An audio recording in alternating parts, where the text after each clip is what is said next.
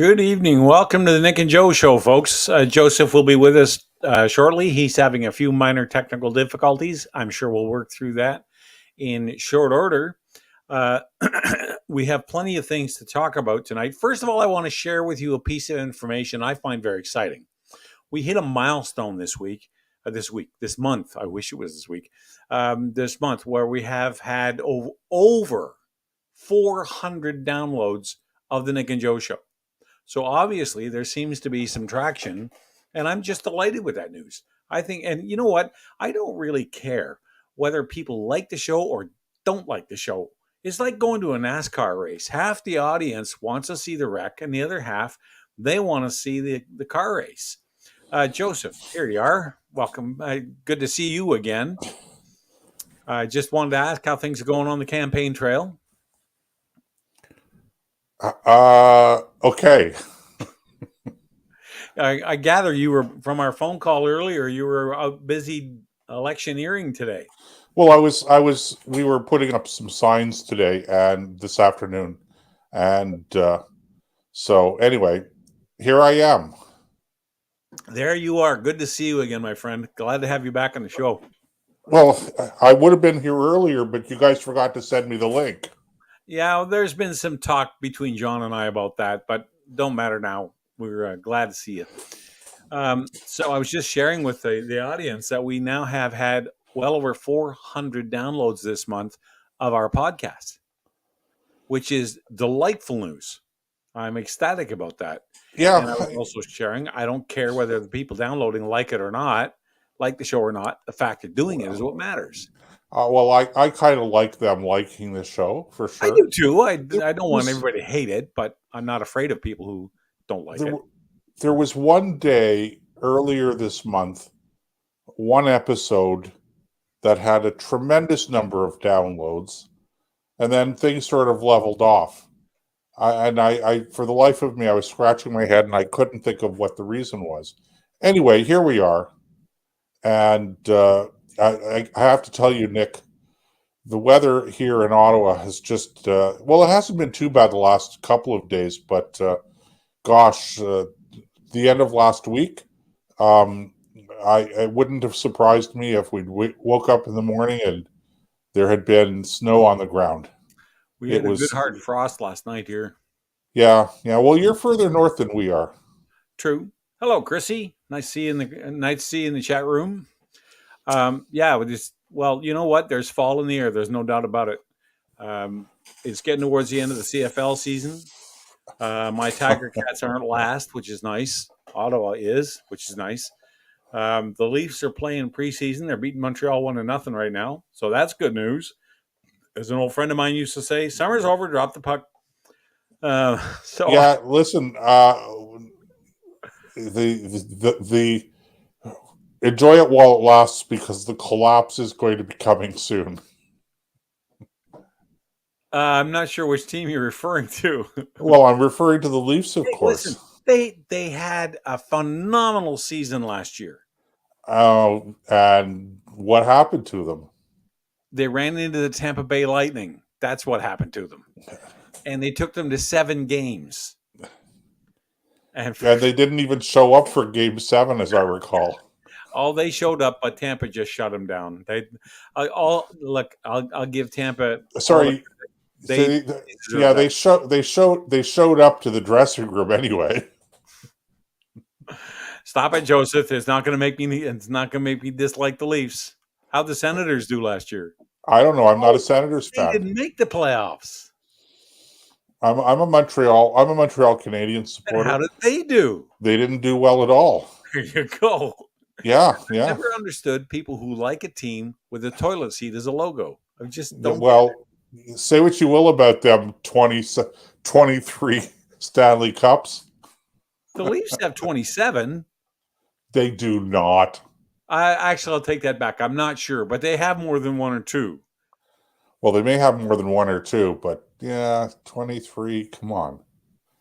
I have a feeling John's hacking away at his laptop or his computer right now to find the answer to that. Yeah. I could be wrong. It might be 21 for the Canadiens, by the way. I wanted to say 23, but Yeah, see, even 21, 22, 23. Once you're 13. once you're in the 20s, what's one or two more or less. Right. 13 is, and we all know that the last one was 1967, won on a broken leg by Mr. Bauer. Was it Bobby Bauer? Is this for Johnny Bauer. That's it, Johnny. Johnny, Bobby, Johnny. There you go. So we've been getting ready for the winter up here, getting primed for hockey. They have a pretty good hockey team up here in Sioux Lookout called the Sioux Lookout Bombers. Their first game is October the 1st. And I might go and sit in the rink and just now that we can, and we'll talk about that again. We'll talk about that tonight too. We talked last week about the Ottawa has 11. Doesn't matter. They have less than Toronto, so too bad. Anyway, yeah, but they missed 80 years or something like that. Don't forget. Well, they wouldn't have won anyway. I don't know. I think it's important that you actually, when you think about the number of years that the Senators, that Ottawa has had a professional hockey team or an NHL team, or at any rate a team that competed for the Stanley Cup, I think that you could probably, I'd have to do the math, but it's possible that they've won proportionately the same number as the Montreal Canadiens. But I'd have to do the math on that. I'd have to see, how many cups they've won and how many years they actually played. Anyway, I interrupted you. You were talking about the Sioux Lookout Bombers. Yeah, the Sioux Lookout Bombers. Chrissy just asked a question about the closest OHL team. I think is the Sudbury Greyhounds. I don't think Sioux Lookout is OHL. Maybe there's a team in Thunder Bay. The next place would be Winnipeg, I would think. Anyway, well, Winnipeg wouldn't be OHL. But what about Kenora? Does Kenora have an OHL team? Kenora, I don't think so. It's not. I don't think it's big enough. Really? Yeah. Really? It is summertime, that's for sure. But you don't play hockey. Could be. You could be right. In the summertime. Maybe I'm wrong. I don't know. I've never looked into it. I know there's a team in Sudbury, the Greyhounds. Yeah. But beyond that, I don't know. There's a team in Sault Ste. Marie. Wait a minute. Hold it. Murray, are you serious? It's the Sioux Greyhounds, isn't it? The Sioux Greyhounds? Oh, Sault Ste. Marie. Yeah. I thought it was just. I don't know. I can't remember, but I'm pretty sure that Sault Ste. Marie has an OHL team. Okay, I gotta find out. OHL in Sudbury. What do we got? Sudbury Wolves. Okay. Sudbury Wolves. So let's type in northwestern Ontario. Northwestern Ontario. Why we're talking about this, I have no idea, but there you go. Let's see. North Bay. Junior ice hockey team in the OHL based in North Bay. North Bay Battalion. So they do have one. Okay, we got a call here. We got a call. Nick, come on. We got a call. Oh. Take that call. From Doug. Hey, Doug, are you on the air? Hello, Doug. I don't know if John hasn't connected us. Okay. Well, when John, let us know when he's. What do we got here? Hey, that's my fault because I forgot that I need to be on the show in order for you to hear Doug. Doug, I apologize. It's 100% on me. Go ahead, sir. That's okay. Can you hear me now? We can hear you just fine. Okay. Hey, Doug, how's it going, man? Totally unrelated, but you guys are talking about an OHL team in Sioux? No, I didn't. No, I didn't think the Sioux Bombers are part of the OHL. No, it's the Sioux Greyhounds. The Sioux, right, from Sault Ste. Marie, right? Yes. Yeah, and your beloved Maple Leaf general manager who is destroying the team, Kyle Dubas, that's where he came up. He was the GM. The team? Oh, man, you and I we're going to have words and fighting words. I like Doug, you're obviously not from Ottawa because if you were, you'd be a Leafs fan. No, I'm in Ottawa. Oh, you're in Ottawa. Okay. Fan, though. But I do think that the Ottawa Senators, and they had a tremendous offseason, unlike the Leafs, who, they offloaded that goaltender, Matt Murray, to the Leafs. That'll be interesting to watch. Yeah, that is one area in I must admit the Leafs. I don't know why they ever got rid of Millington. I have no idea. He carried one team all the way to the Stanley Cup final. I forget which one it was, Carolina, I think.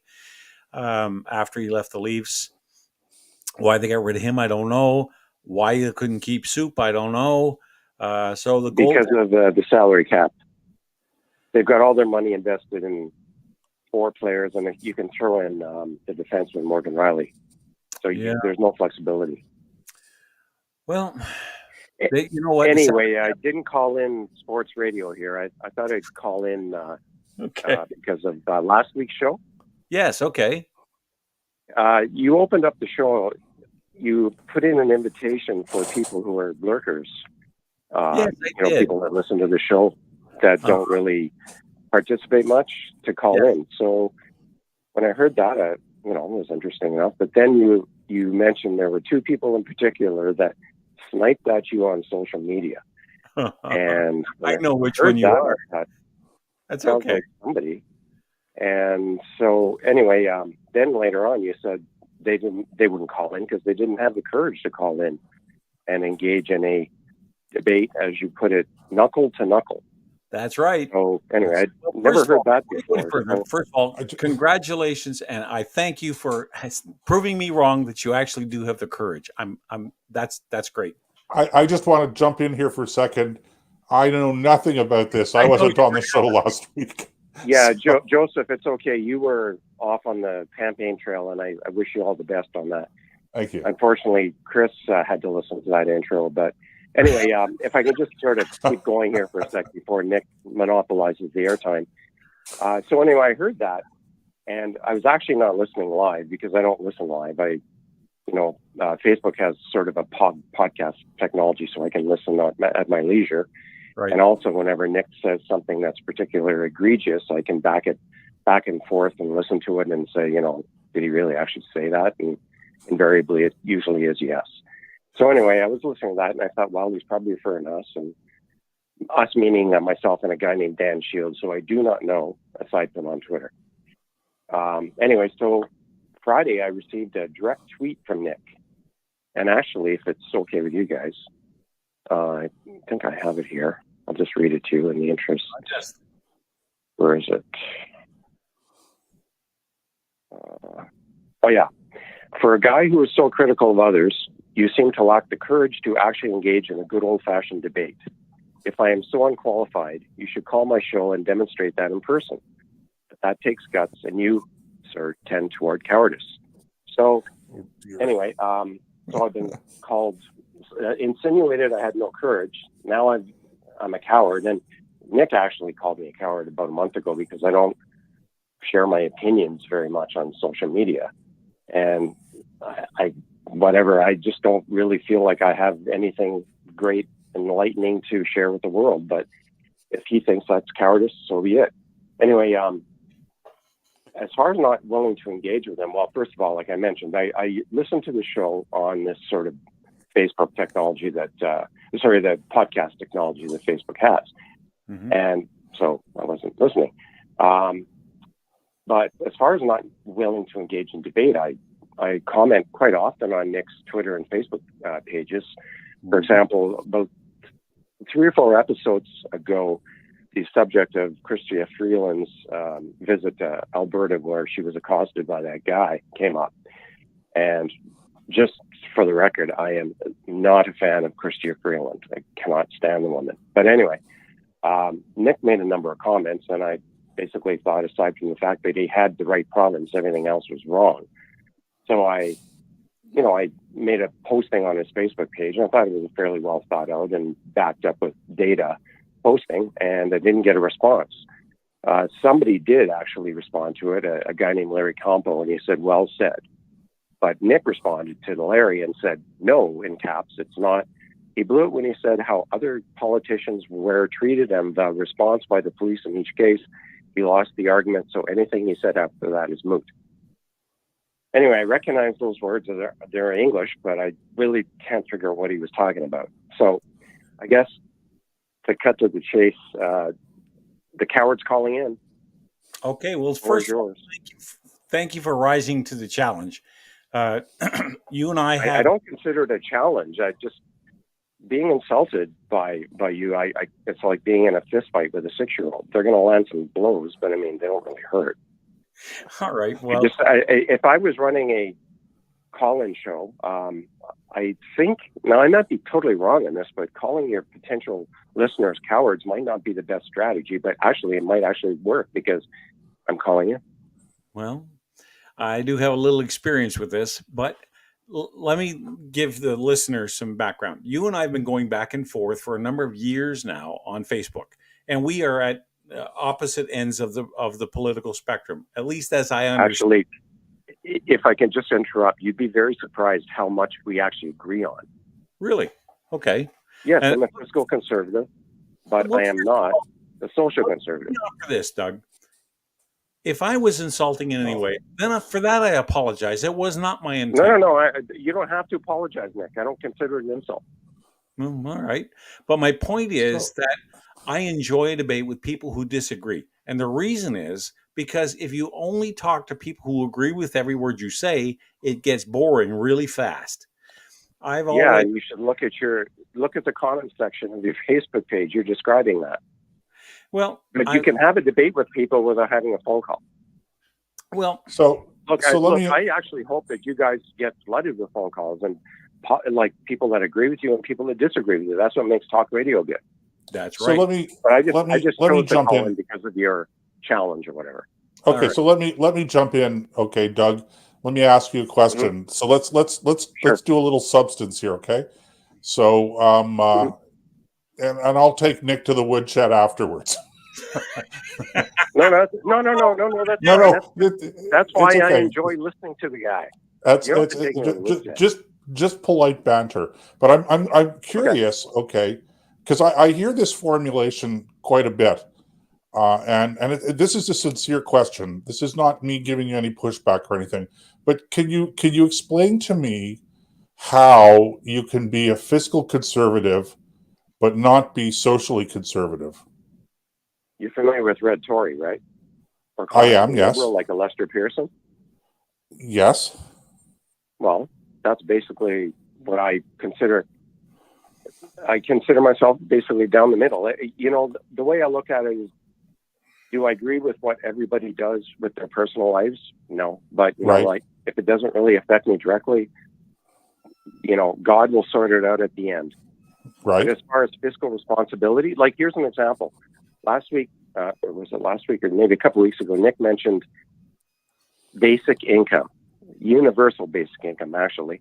And he said it's a communist, he actually said communistic system, and actually caught me off guard because I didn't even realize that was a word. But he was right, it is a word, but it's not. It's just a process of delivering social programs. Right. And when you get a universal basic income, say it's $25,000 a year, doesn't mean you can't make any more. Right. So I'm all for social programs, but they've got to be delivered properly, right? In a proper fiscal manner. Right. So as far as social conservatives, like here's another one. Leslie Lewis. I find Leslie Lewis a real breath of fresh air. Back when the leadership contest where what's his name, O'Toole won, she was running obviously, and I'm not like a card-carrying conservative, but I actually got a membership. And I voted for her, and McKay was my second choice. I didn't have any others. She was on Power and Politics one day, and also on Power Play, and you know they knew they had her. They were going to ask her all about abortion, all this stuff, and she handled it perfectly. Now, that's my version of a social conservative that I can support.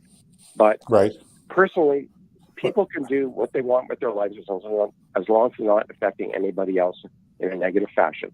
I'm not a fan of abortion at all, but God, you can deal that at the end of your life with God. I think there are some things in life that we can control, and one of the things is how we spend our money. Right. So my question is this, and so let me, I'm being a little provocative here, but sure. if you're a fiscal conservative, okay, and let's say let's use the term social libertarian, okay. Okay. And God, by the way, we'll back up. libertarian, that libertarian is like a get out of jail card. It's just, there's no such a thing as a viable libertarian government. No. Okay. I'm definitely not a libertarian. Okay, fair enough. But Joseph- but on the subject of abortion, okay, okay. So, would you agree that as a fiscal conservative, women should have the right to choose whether they're going to have an abortion or not, but Sure. other people shouldn't be forced to pay for that abortion, particularly if it's just elective? Not necessarily. It depends. I mean, personally, I actually haven't really thought much about that question.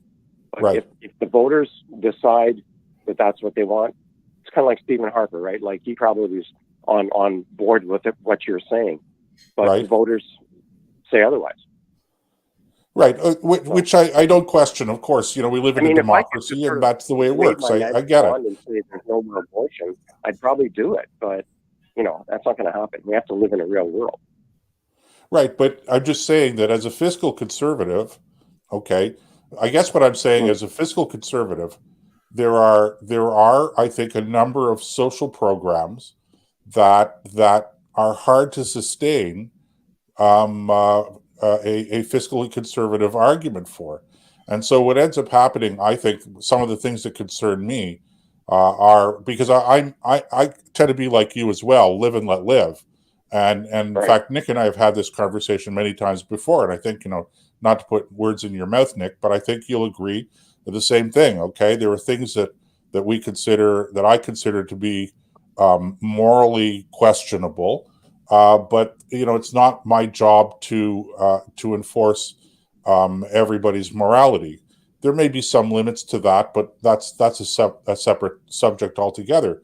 But the question I have, and this is, I think, what bothers me sometimes on this whole question of fiscal conservatism versus social conservatism, is that quite often the programs and the policies that we're paying for are actually they're driven by social I'm not really articulating it very well, but I guess the best example or the most immediate example is the abortion question.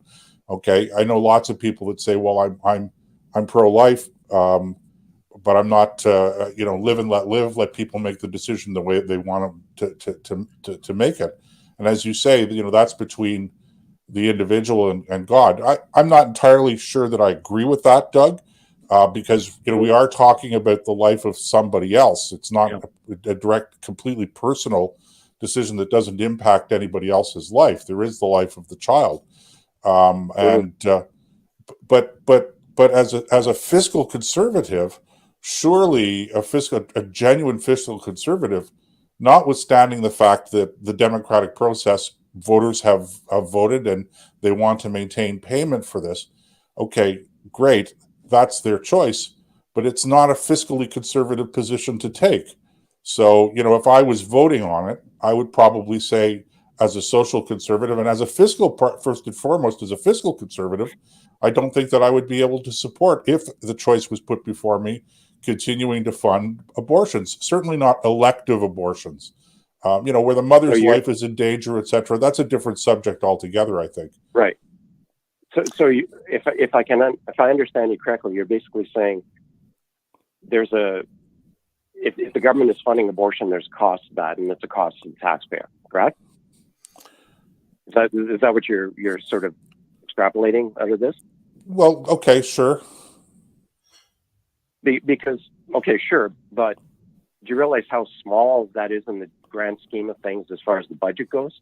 I just think that we live in a world where, in Canada, the United States, Western Europe, where abortion, like it or not, seems to be, there's a significant minority that is very pro-abortion, and a number of people, like I would include myself, probably aptly named a coward, but in this regard, because theoretically I probably should stand up against it, but the rest of us are kind of willing to shrug our shoulders and say, you know what, like, let God sort it out at the end. You can when you end the end of your life, and you're going to have to tally up everything you've done, and if you've aborted your child, or that's I the thing. I just think that one of the problems with social conservatives is they pick these hills to fight on and they lose. Like, really? well that may be the case, and It's a very cynical attitude to have, but I'm sorry, it's just realistic.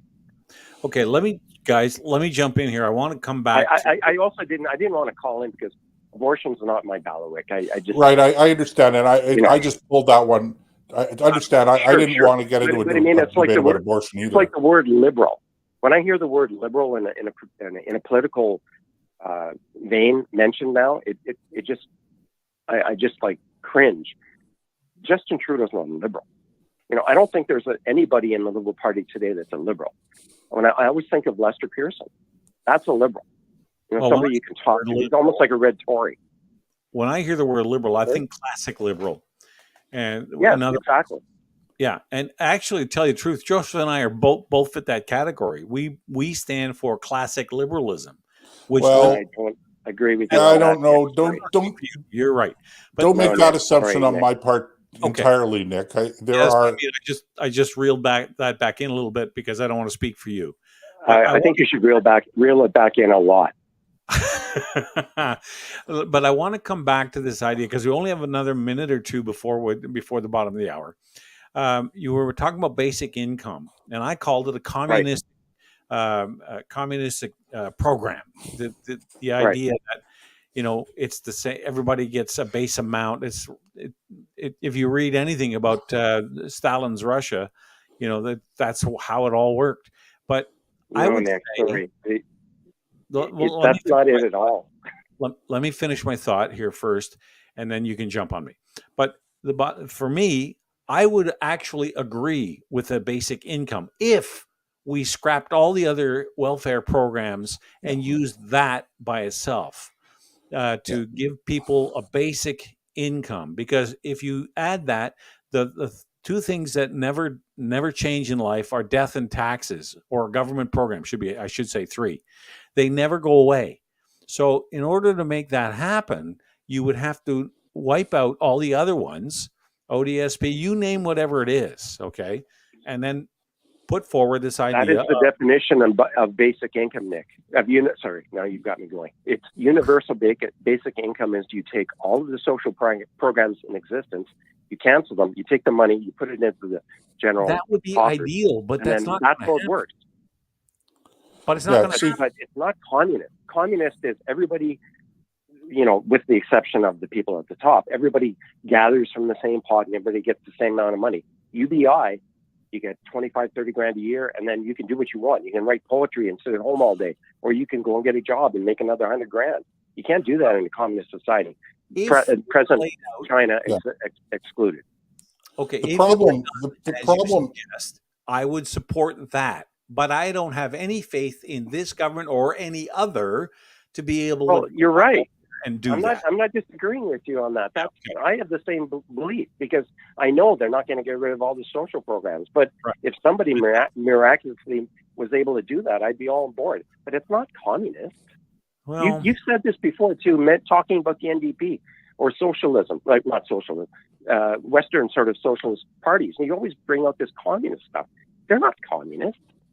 Well, you and I have a different definition, maybe. Joseph, you want to get a word in here before we go? Yeah, the one thing that I have that I think that I'm a little concerned with, and we just sort of slipped it into the conversation sideways there, and that is that with the universal basic income, and by the way, I have, when speaking with my conservative friends, I keep on harping on this, that we already have, to a certain degree, universal basic income through all of our tangled web of social programs, welfare, and all this stuff. So we already do. So it actually makes sense to consolidate all of these programs or get rid of them and just have a simple basic income. Why conservatives are so adamantly opposed to that idea, I have difficulty understanding, being a strong conservative myself. And I will say this, just let me say this one other thing about conservatives. There are a lot of people out there that say that they're conservative, but they don't really understand what it means to be conservative philosophically. So let's just set that aside. The one problem that I have on the universal basic income idea is just what you said. Let's just pull a number out of the air and say it's $25,000 a year. You want to sit at home and do nothing for $25,000 a year? I have a problem with that. And the reason I have a problem with that is because somebody has to be paying the taxes in order to support the people who are sitting at home, staying at home. Now, that might only be a very small minority because people want to make money and et cetera. But that Joseph, to me is a concern. I know you're up against a break, but you know what you're describing, right? CERB. Yeah. Actually, you're absolutely right. What am I? I'm sorry, I missed CERB. that. The CERB payments. You're describing sure. You're absolutely right. You're Doug, I want to thank you. And I mean this sincerely. I want to thank you for calling in. No, you don't mean, you're not being sincere, Nick. He's just I pulling am. your leg, Doug. Don't Sorry, believe him. Okay, Nick. I'm trying to be a nice all guy right. here. But I just listen, wanna Nick, say that debate these are doesn't the kind of necessarily have debates- to be over the air. Nick, debate can be over social media. That's all It can, my but that's all my point was. All right. And also I unblock get Dan that. Shields. And I will try. I will try to be a little more respectful when we do No, this. I'm not. That's fine. You can. Twitter is a crazy Wild West thing, but Yes, you should unblock. it certainly is. Dan It's very Shields small, from your very, Facebook. and it's two-dimensional, and it's very hard. You only got 140 characters, so sometimes you have to kind of be cut to the chase. Anyway, thank you, Okay, Doug. well, it was a pleasure talking to you two guys, and hopefully you'll get some more calls. Well, we'll certainly take yours anytime. Yeah, thanks for calling, Doug. Good discussion. You bet. Okay, great. All Thanks. Nice talking to you. Yeah, have a good night, Doug. All right, with that, we're a little over for our break, so we'll take that now, and when we get back, we have more to talk about with Joseph and I on the Nick and Joe Show right after this. We all know that climate change is real. But with countries like China and India failing to do their part, what Canadians need now more than ever is a Made in Canada climate change plan. A real plan that responds to the real-world needs of Canadians. A balanced plan that supports responsible economic growth and strengthens our essential infrastructure. A responsible plan that protects our natural environment and ensures that all Canadians enjoy the blessings of clean air, clean land, and clean water for generations to come. It's time for Canadian politicians to show real leadership in the world, putting partisanship and ideology aside. It's time for a sensible climate plan. We're the International Climate Science Coalition Canada, and we're ready to help. To learn more, visit our website, icsc-canada.com.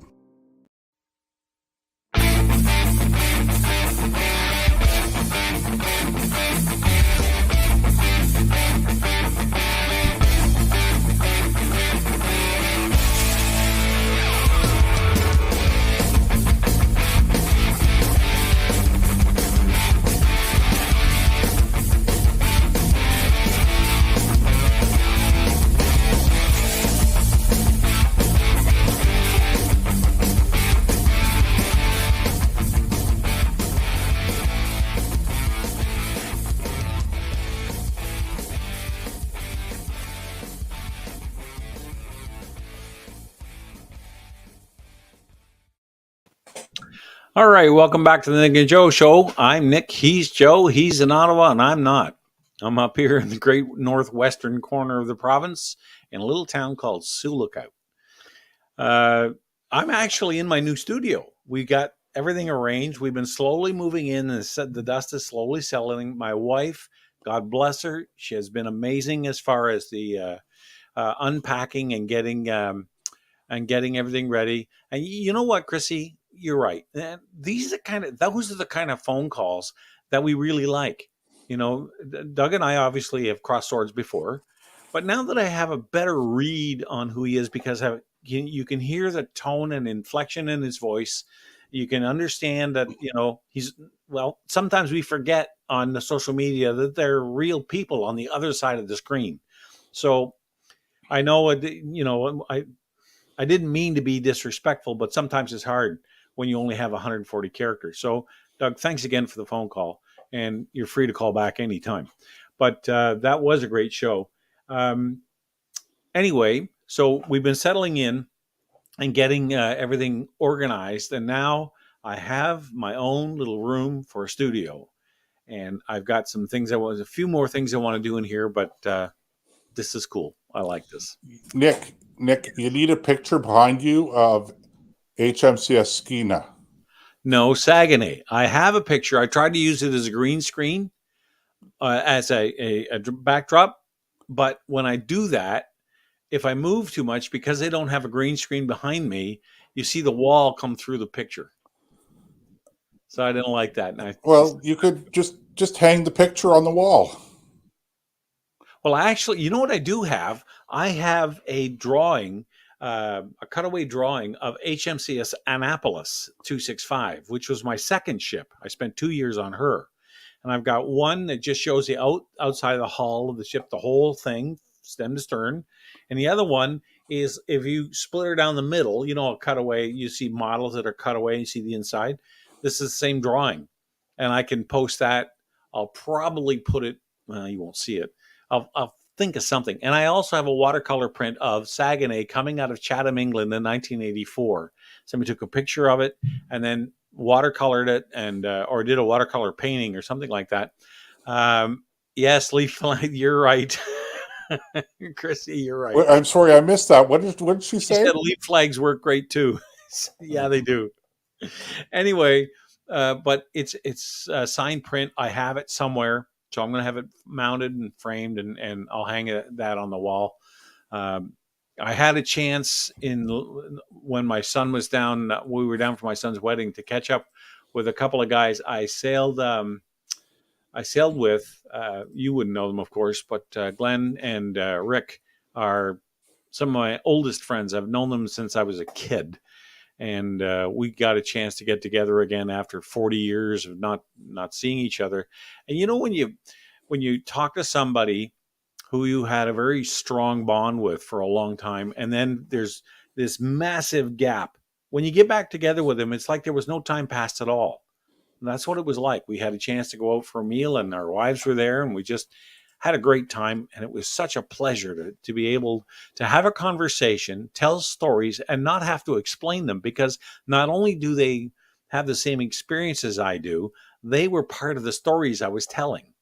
So they understood it. They know what a boiler room is. They know what a turbo blower is. They know what a feed water economizer is. All these kinds of things. I didn't have to explain it. I just told the story and they got it. So it's cool. Now, very good. As far as show topics that actually matter, I have this. And now I can't, the outrages never end. The headline, this is from a guy called Spencer Fernando, who is a well-respected journalist and blogger. Trudeau government allowing communist China to operate police stations on Canadian soil is what you expect in a post-national state. All right, well, that caught my attention. Now, scrolling down, he lays the groundwork. I have it posted on Facebook and on Twitter, so if you want to go read the whole story, it's certainly available. Here's a couple paragraphs to set the tenor, and then I want to read what the Macdonald-Laurier Institute, the Liberal Club, in other words, have to say about this. Okay, the People's Republic of China has opened at least 3 police stations on Canadian soil as part of an alleged attempt by the country's security state to keep an eye on the Chinese-Canadian diaspora. 3 addresses in Toronto are known to be registered as service stations operated by the Fushu Public Security Bureau, a police force active in the Chinese metropolis of Fushu. The revelations were contained in a newly published report by the Asian human rights group Safeguard Defenders. Okay, now, this comes from Charles Burton, Senior Fellow at the Macdonald-Laurier Institute. This is an outrage. Chinese police setting up offices in Canada, then persuading alleged criminals to return to the motherland to face justice, while our own government and security services apparently chose to look the other way, represents a gross violation of Canada's national sovereignty, international law, and the norms of diplomacy. China is extending the grip of its Orwellian police state into this country with seemingly no worry about being confronted by our own national security agencies. He goes on for another 4 paragraphs. I'm not going to bother to read that. But holy crap, we have Chinese police in our country, on our own sovereign soil, keeping an eye on Chinese expats in Canada and persuading them to come home.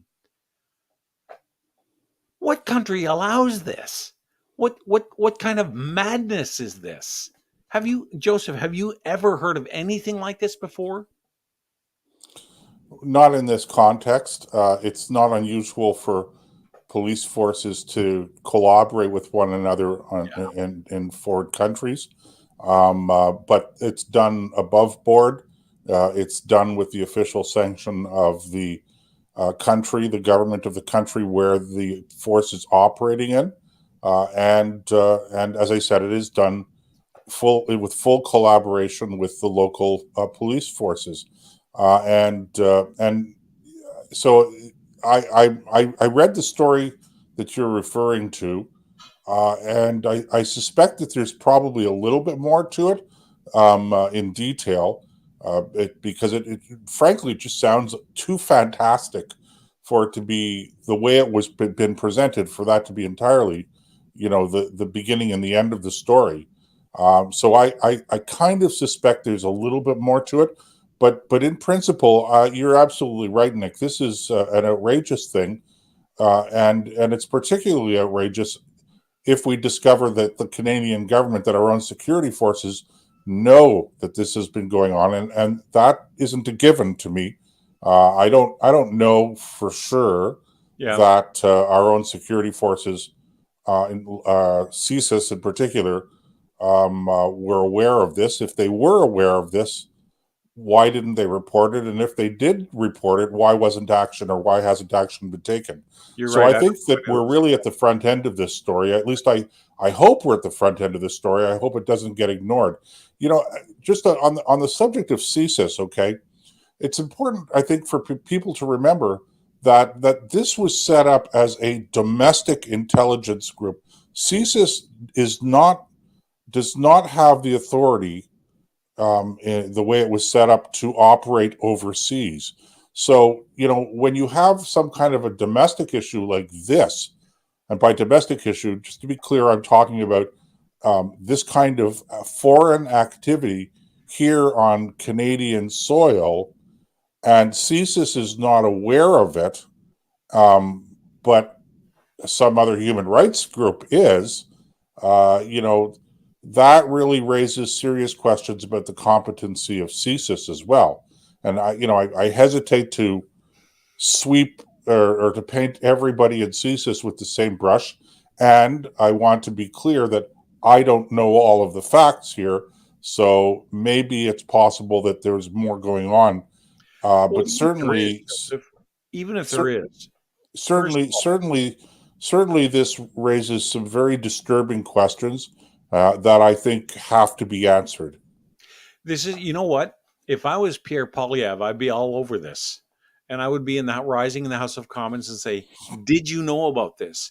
Did you allow this? And put the government on the hot seat. This is exactly what is not supposed to happen. That's why we have Interpol. That's why we have agreements amongst nations that we are allies with to allow our joint security forces to work together. Like the CIA. Okay, you're right. The CSIS is not the CIA of the United States. They, even in that case, they have to have approval of the country they're working in if they want to go after a fugitive. But that's what Interpol's for too, is it not? What's the point if China can just say, we're going to open a police station there, and we'll put one there, and we'll put one there because there's high concentration? How do we know this isn't going on in Vancouver? It's one of the highest density Chinese populations in North America live in Vancouver.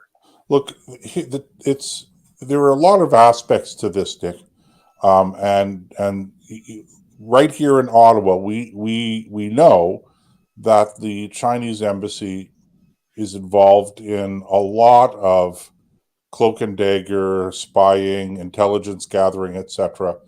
And part of this, I think it's important to understand that part of this really stems from the culture, and it's not a culture of dishonesty, but it's a there is a culture of not having the same kind of understanding and respect in Chinese culture for private property, ownership of intellectual property, etc., that we have in the West. And when I say that, I'm not saying that to put the Chinese down. I'm just saying that there are cultural differences where something is egregiously wrong in our culture, but isn't so wrong and isn't so bad perhaps in other cultures, and in particular, in this case, we're talking about Chinese culture. And the So- Chinese need to be reminded of this saying, and that is, when in Rome, do what the Romans do. Or at least when in Canada, do what the Canadians do. Well, Okay, actually, as those words were exiting my mouth, I realized that maybe that's not such good advice. precisely. But my whole point is, and there's a comment by Terry says, "What's next? Russian army recruiting centers in Canada." The whole point is, if you allow your sovereignty to be undermined to this extent, then any state can look at this and say, "Well, what can we do?" Because not every country in the world, we all think everybody loves Canada.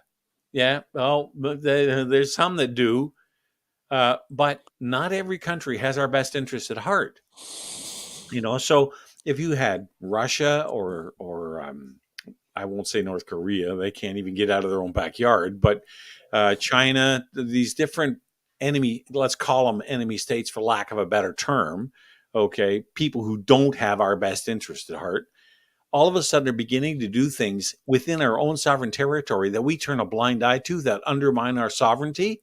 I'm sorry, I have a huge problem with that. It Right. just makes me crazy. Yeah, as do I, Nick. And all I would say to this is that, I would want to know more of the facts before I made assumptions here. But certainly the way things look, it looks pretty dim for our government, for the Canadian government. Well, in this given case, the track record of being honest with their answers that this government has, I don't know that you're going to find anything out without a change in government and an investigation. But it would still be worth it. We'll probably have to go after these people and say, "Hey, what's going on? How did this happen? How did you allow it on your watch?" oh, excuse me, guys. Long day. Long day. Look, this is, there's a danger here of us just assuming that this is a liberal government fiasco. And I'm not going to give the liberal government and the current prime minister and cabinet a pass. Okay. They have responsibilities that they have to discharge. And if it turns out that they have been turning a blind eye to this, so that they knew and didn't do anything, to me, that's a serious dereliction of duty. But having said that, okay, I have to say, Nick, that I see more and more of this. The only word that I can use, frankly, is incompetence within government circles. And by that, I mean not just the elected government, but the public service as well. Now, again, I'm reluctant to say things that could be interpreted as painting every public servant with the same brush. That wouldn't be fair of me, and I'm not doing that. But I think that, more and more I see day in and day out government falling down on the job.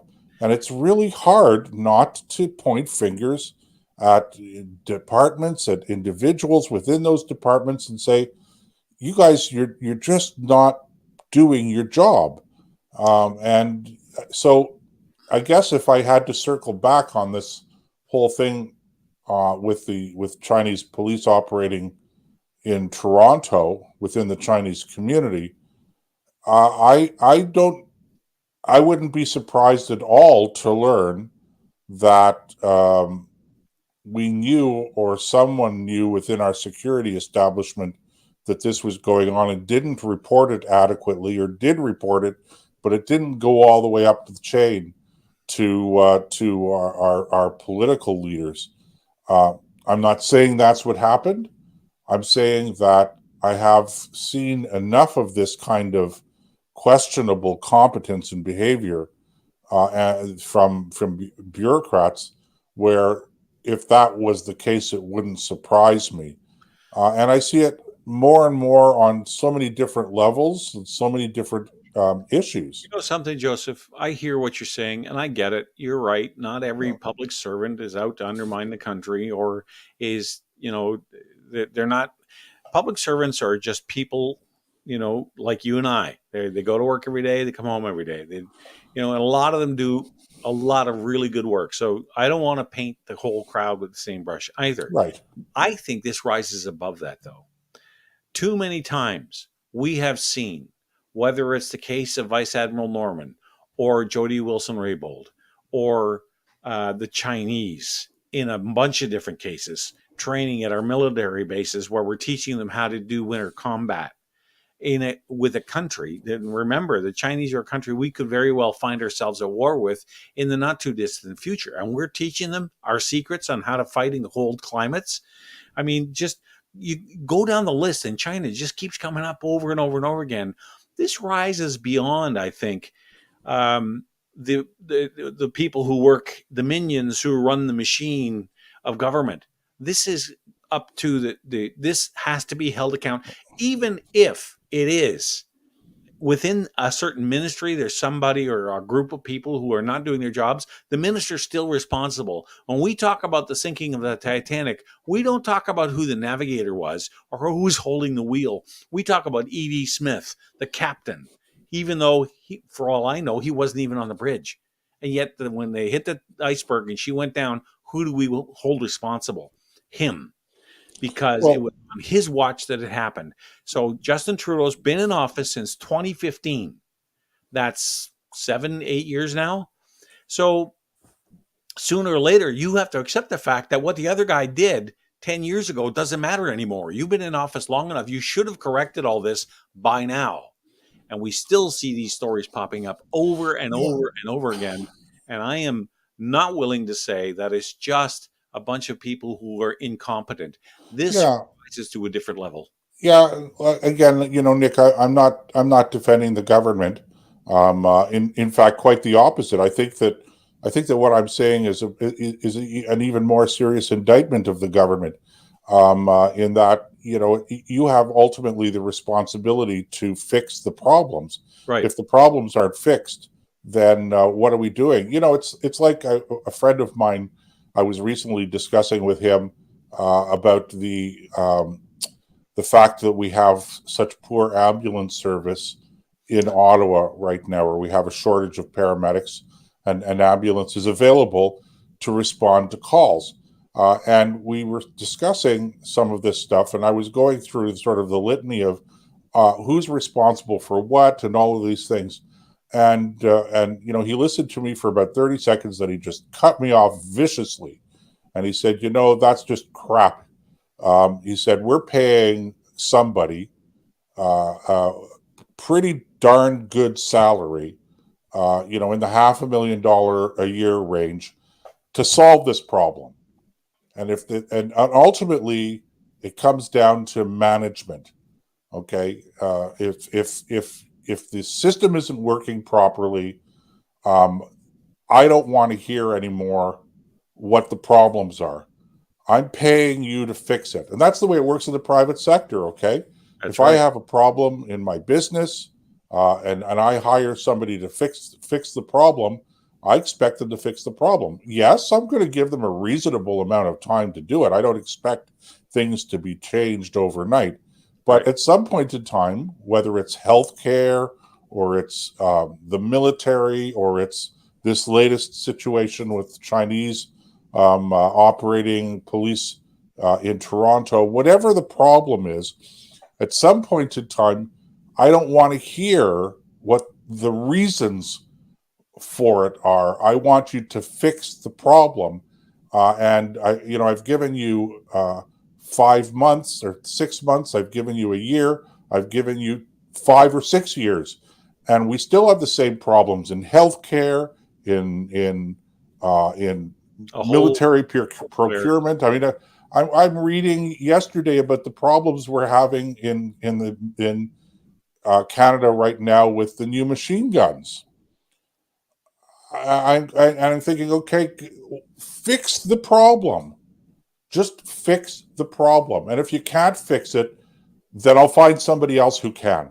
That's right. You know, it's really. I don't think I'm oversimplifying things when I say that. Your roads aren't fixed. Your roads aren't getting done. Fix the problem. Don't tell me there isn't enough money. Okay, if that's the problem, fix that problem. Find the money. Okay. Yeah, and John makes a good point. Government directors got a bonus, even though they haven't fixed the problem. I mean, in other words, we are rewarding incompetency, financial.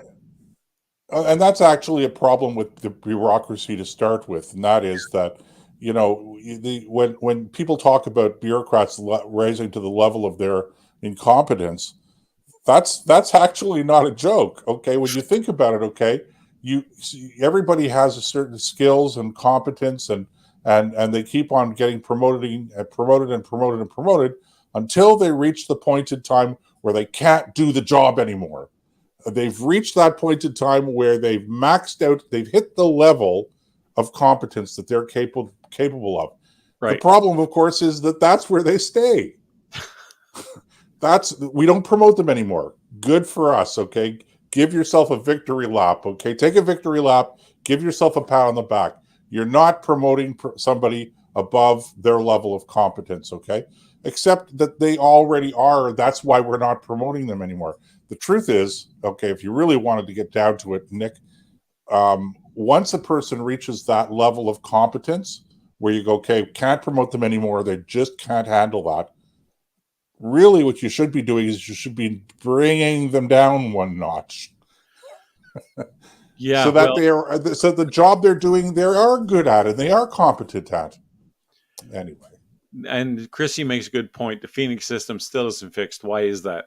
I'm paraphrasing, but that's pretty. It's a great question. It's better than it was, but there are still all kinds of talking about. All right, we need to take a break. Top of the hour break. So we'll take a few minutes here. Go get your favorite beverage refilled.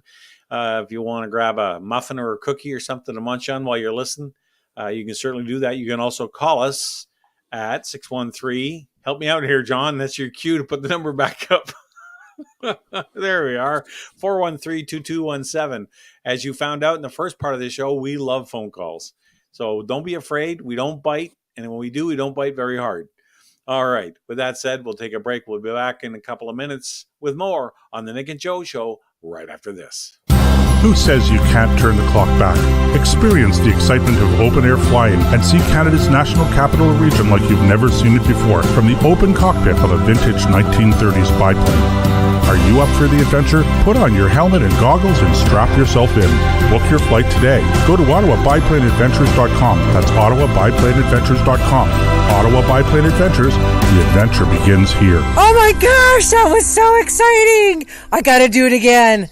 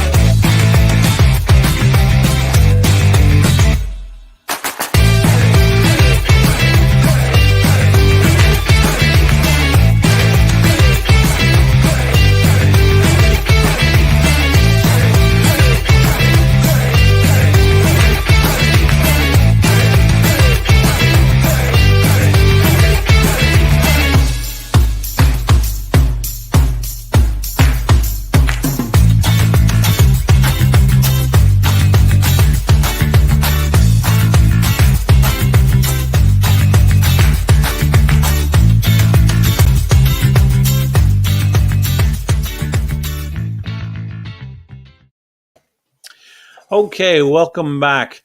I wanted to start this segment. A lot of people have been asking me to do the old Answer the Call series. And I've been giving that a lot of thought, and I'm working with a friend called Ted, who's been feeding me stuff from Legion magazine and other sources, and been doing some writing. But I found one that I did when I was still in terrestrial radio, and it's about a kid called what's his first name? They call him Boomer, and his last name was Eichenboom. He was in Afghanistan. Anyway, so John, if you've got that queued up, I want to share this with people because I think it's a remarkable story. So if you're ready, go ahead and roll. Now, answering the call with Nick Vandergraat. August 11th, 2006. Corporal Andrew Eichenboom of Comox, BC is a medic with the PPCLI in Afghanistan. He's easygoing, taking the challenges of Army life in stride, always encouraging those around him. Boomer, as his buddies call him, is popular amongst the troops. A medic is needed on another convoy, and although he's just come back and is packing for home, his sergeant asks for a volunteer. Boomer doesn't hesitate. On this day, he's riding in a G-Wagon that's attacked by a suicide bomber. The blast tears the vehicle apart, injuring his two comrades and killing him instantly. The incident hits everyone hard. Back home, Boomer's family, while grief-stricken, doesn't let the death of their son destroy them. His mother Maureen remembers asking him before he deploys about the large cross with wings he has tattooed on his back, and the wisdom of such a move considering he's going to a Muslim country. He responds saying, "Mom, that's the whole purpose. No matter what, they'll know what I stand for." Maureen sets up a trust fund in her son's name that allows soldiers to access money and put it in the hands of the Afghan people where it will do the most good. The men are accountable for how they spend it, but they don't have to jump through hoops to get it. Andrew was only 23 when he's killed, but those who know him also know he has a maturity well beyond his years. He is a fine example of the best this country has to offer. Corporal Andrew Boomer Eichenboom, another Canadian that answers the call.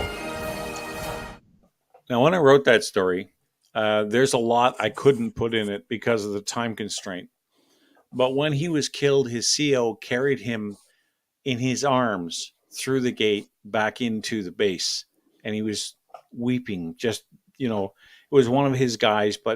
And popularity aside, this kid was packing his luggage to get on the C-130 and go home. He was done his tour. He did not have to volunteer, and yet that simple act cost him his life. So there was a tremendous amount of information I wasn't able to get into that story, but it was one of the most remarkable stories I think I've ever covered about, one of the things you and I spent a lot of time, talking about all that's wrong with Canada, and there's plenty, and that should be done.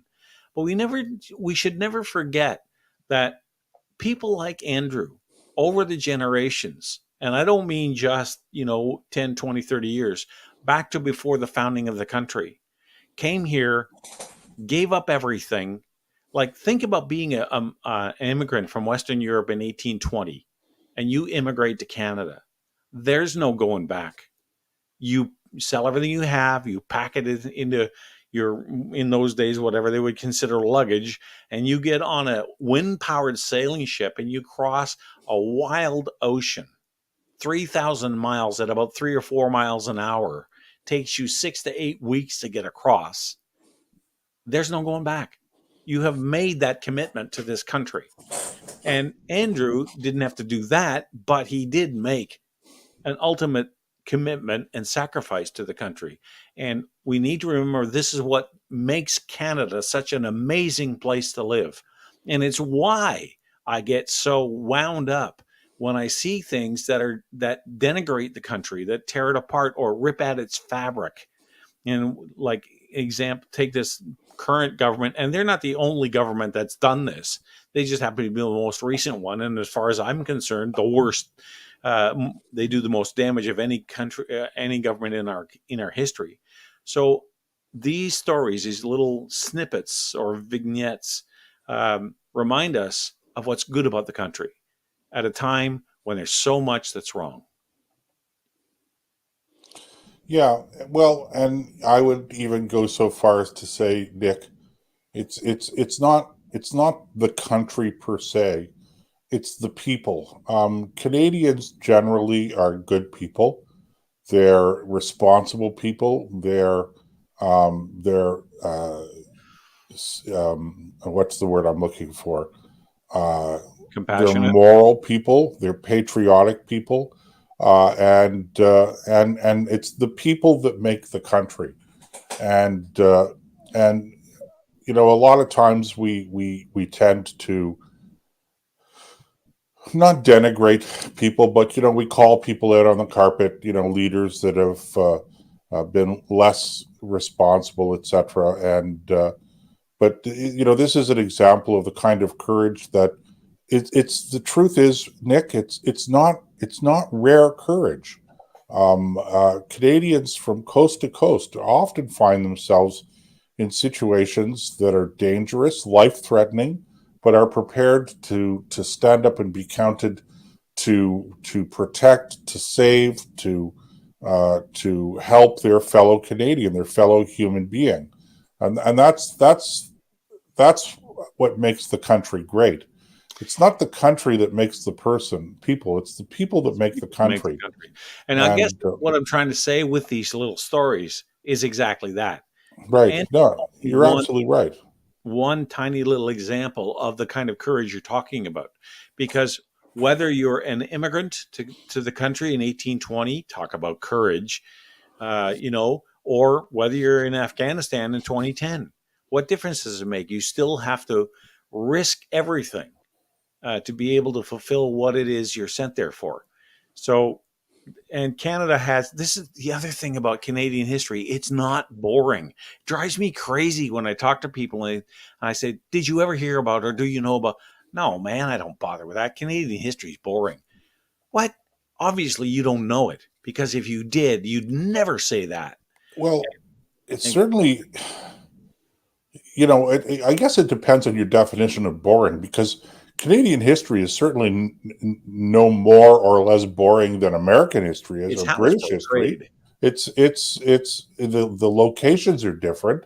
Yeah. The names may be different. I think really what you're talking about, Nick, and this is really quite tragic when you think about it, is the fact that the Americans have Hollywood to really build themselves up in the popular culture.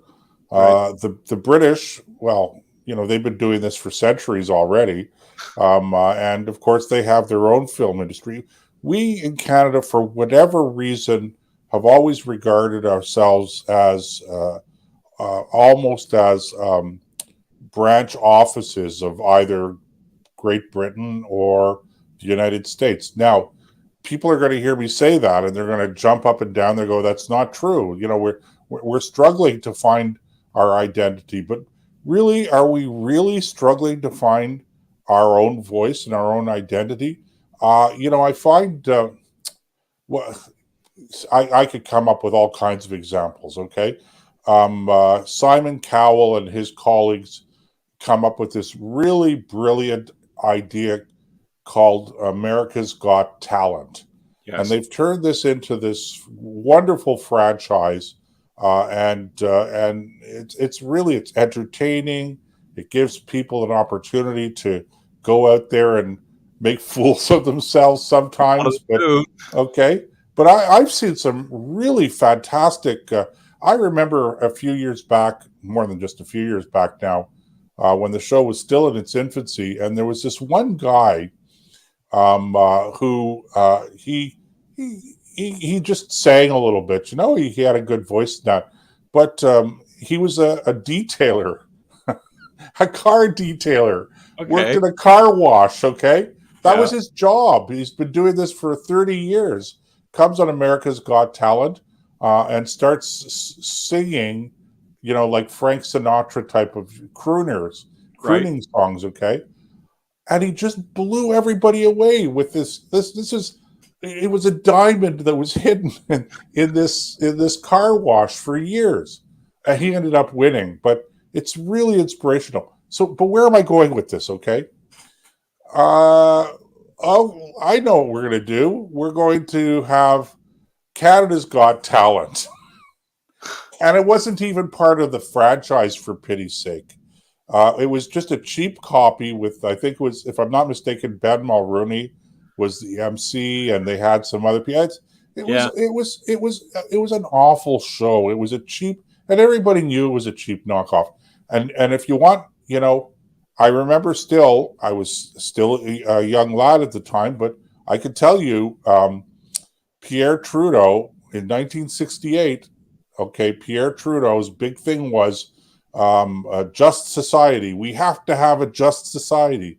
And Canadians are just swooning. Oh, this great guy, and he's gonna. Okay, but Trudeau's just society was just a cheap knockoff of Johnson's Great Society in the United States. So I don't know what it is about us, but we tend not to be very original.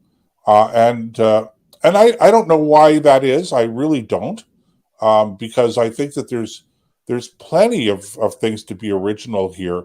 And when I was growing up, when CBC and CTV and these guys, they had these really, really Canadian productions. I was thinking of a couple of them just today, actually, earlier today. There were two shows in particular. One was called The Forest Rangers. Mm. I don't know if you remember The Forest Rangers. No, that one I don't remember. Okay, and another one was sort of set up in the area where you're living now, it was called Rainbow Country. And these were they weren't sophisticated city shows or anything like that, but they were good productions. They were uniquely Canadian. They were highlighting certain things about Canadian life that was very distinct, very different, frankly, than the lives of most Canadians. But what's this? This is Forest Ranger. I was just looking at it. That's it, exactly. It was the theme of the Forest Rangers. The concept was, I never figured this out why they were there, but it was a group of teens who were living up in Northern Ontario, in an outpost with some adults as well. And I don't know if they were up there for reform school or anything like that. I don't know how they got there, but that was their life. They were living basically half in the bush, and we had Native First Nations were represented. We had the local constabulary, the RCMP and the OPP, and the park rangers and stuff like that. And it was great entertainment and very uniquely Canadian. Well, you've left out probably one of the greatest success stories about Canadian media, and that is Bruno Gerussi and the Beachcombers. Well, the Beachcombers, yeah. I mean, the Beachcombers was a great show. This is back in the day when the CBC actually was worth its money. They did the Beachcombers. They did on radio. They had a show that I just absolutely loved called Madly Off in All Directions with Lauren Elliott. And one of my favorite episodes was the unsplittable, how did he call it? The hereditary elm stump, where he had a stump of elm he couldn't split. And he figured he was going to hand it off to it. And he would go to the hardware store and buy the next greatest wood splitting device ever conceived by the mind of man. And Bruno, there you go. There's the Beachcombers. The Beachcombers, Bruno Gerussi. And I don't know. Relic is the guy on the left. That was his name in the show. I don't know. Yeah, I can't remember the actor's name. And I don't remember the guy. I remember the guy on the right, but I don't remember what his name was on the show. Neither do I. But Bruno went on to have Jesse. I think, was it Jesse? Yeah, maybe you're right. But I remember the episode that stands out in my mind is when Bruno's character, whose name I cannot remember, actually won a Ferrari. Nick. It was Nick. Yes.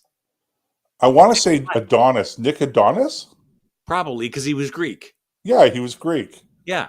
And he got this Ferrari, and he got a speeding ticket in town with it. The constable wrote him up for a speed. And he looked at the constable. He said, "Oh, come on, man. I never even got it out of second gear."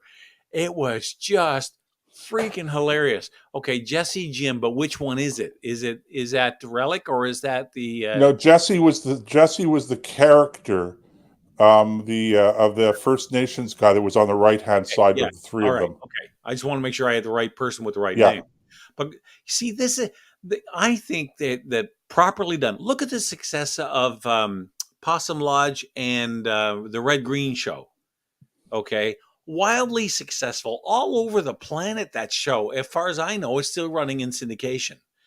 And what Bill Smith did with that show was he put everything Canadian in a bottle and he sold it, and people bought it in truckloads. It was wildly successful. My favorite line out of that whole show, out of all the episodes I watched, was when Harold came in. It's minus 60 outside. His scarf is frozen this way. He's got a icicle hanging off. He's just come in from off Possum Lake, and he's standing here like this, chattering away. And Red looks at him and says, "Minus 60, is that Fahrenheit or Celsius?" He said, "Who cares?" So I get a kick out of it. And of course, the some of the terminology can remember, if they don't find you handsome, they'll at least find you handy. You know, if the women don't find you handsome. So there's a lot of stuff out there that really could sum up and really start to get Canadians understanding and appreciating their own culture. And my little contribution is answer the call, but Canadian life is so much more broad than that. So today, what do we have today, Nick? And by the way, I can't let the occasion pass without the all-time best CBC radio show, Royal Canadian Air Farce. Oh yes, how could I forget that? I don't think they're on anymore, right? But the Air Farce was it was great radio and all Canadian. And if you weren't Canadian, you didn't get the jokes. That's right. And Much Music. Absolutely, John. You're absolutely right. That was totally Canadian. And that was a mega hit. That was the first entity of its kind. And we just blew their doors off. We blew the world's doors off with that. So there's all kinds of places we can do that. So today, what do you get? So there are actually so many shows, Hollywood shows, that are actually filmed in places like Toronto. Vancouver. A very successful show series in the United States was a show called Suits. Yes, loved it. Suits was filmed in Toronto. That's right. And the main actor. If you watched Suits, there's the Air Farce guys. Yeah. Look at the guy second from the left. I love the look in his face. So if you watched Suits, every now and then in the background you'd see a Tim Hortons or a Rogers store, one of the Rogers cellular stores, right. which they have in Toronto, of course, when they were doing street scenes. But the best part about it was that I found fascinating was the building that they were in, that the law firm was in. Of course, the offices themselves would have been a set taped in a set in a studio. Right. But they did a lot of scenes outside the building and in the lobby of the building. And that building happened to be where my own lawyers were located. So it was interesting to always see them in the lobby. Of course, I recognized the lobby that they were filming in because that was where our own lawyers were for a number of years. That in Toronto, really was a great series. I haven't watched it in a while, but I watched I binged about 8 or 10 seasons. But the thing is, we could be producing this kind of show in Canada that's very Canadian, right? But we end up not doing it. And then when we try to be uniquely Canadian, what we're doing is we're basically, I think, stealing ideas that have been successful in the United States. So, for instance, good example, Nick, a very successful political show in the United States was a show called The West Wing, starring Martin Sheen, and I watched it, and I have to tell you, it was a good show. It was a good series.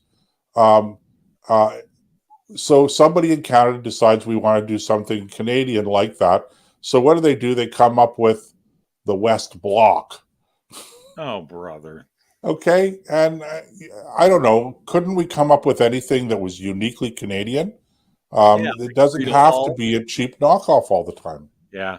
There was an exception to that though, and it was on Netflix, and I watched it front to back, and I loved it. Jason Momoa was a character um, in a series called Frontier. It was about the Frontier, first. yeah, right. I I I, can't I remember. saw I saw a few episodes of it. Yes. It was brutal. I mean, they didn't spare the blood in that. But oh man, there was even a shot where two fur traders are supposed to be in Montreal down near the river, and they were talking back and forth in front of a stone wall. That's on Victoria Island in Halifax, not in Halifax, in Ottawa. They were right down there by on Victoria Island next to an old mill, an old stone mill that was down there, and that's where they shot that scene. So it poured a lot of money into the economy of Newfoundland, and Jason Momoa, just he's a great guy anyway. Loved his time there, and it was uniquely Canadian because it was set in Canadian places before Confederation. I get that, but it's all about the fur trade, and that's what built this country. So there are exceptions to that. There was a recent movie out called The Forgotten Battle, which is about a Dutch family living through the Battle of the Scheldt, fought by Canadians. And all when you see, it's not a war flick; it's a family struggle flick in the middle of a war. Okay, but the worst part of it is all about the Canadians and the Germans knocking hell out of each other. Nick, So there are a few exceptions, but I'd like to see a lot more. Nick, I have not been to Holland, to the Netherlands, for many, many years. But I will tell you this: as a Canadian, and particularly as a Canadian serviceman, I never, I never Paid for a drink? bought a drink, had to pay for a You drink were going to say that. I in knew it. Holland. I never had to pay for a drink in Holland. The You went, minute I go in somewhere, as you very well know from your own experience, probably, Nick, if the minute they knew you were a Canadian, but more importantly, a Canadian serviceman, okay, in the Navy or in the Army or Air Force or whatever, okay, yep. that was it. You were like a god. Um, Oh, listen, I could tell you stories. I told John one story about little Canadian pin flags last week. I won't bore the listener with the same story again, but Holland was in a remarkable place. And, you know, I'm Dutch by extraction, or at least half Dutch. And it was a lot of fun when we went back, I'll tell you.